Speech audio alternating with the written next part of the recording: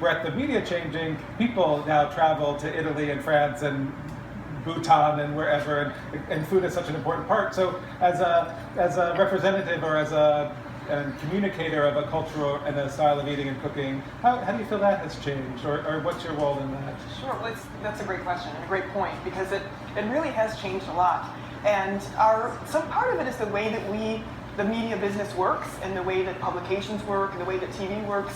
In our culture, if you have whatever country you're from, if you represent that in you being a chef or being a writer or being a TV star, then that's kind of X'd off, and there's no more room for anybody else. So when I was starting out and I was changing careers, I really wanted to talk about Italy. And everywhere I went, we've got Mario, we've got Giada, we've got Giuliano Hazan, we don't need you. And I was like, but I'm from a different region, but I speak this, but I do that. Nobody cared. We've got the Italian box checked off. And I was like, but it's so different. But that's the way we look at things. So that's actually how I started getting a little bit more interested in the Middle Eastern part of the Mediterranean, because nobody was representing them.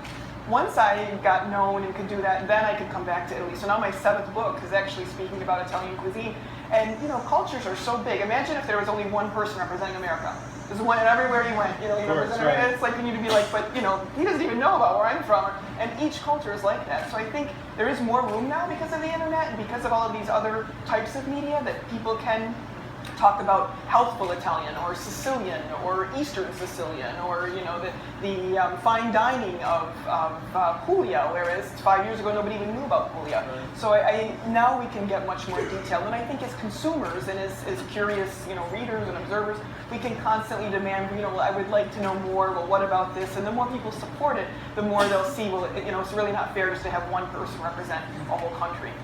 And I mean, that speaks to the change in cultures. I have to tell Amy a story. I was asked to test some recipes for a man who was traveling through Europe and tasting all the famous recipes. And I get them in the language, I have to have them translated. And I got this recipe from Greece for baklava. And it said, nothing in right measurements, it said put in enough dough and put in enough flour till the dough is the consistency of your earlobe. So I'm feeling my earlobe.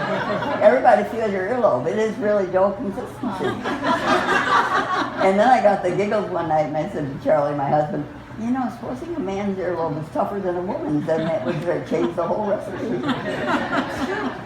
Which is actually a good segue into my next topic.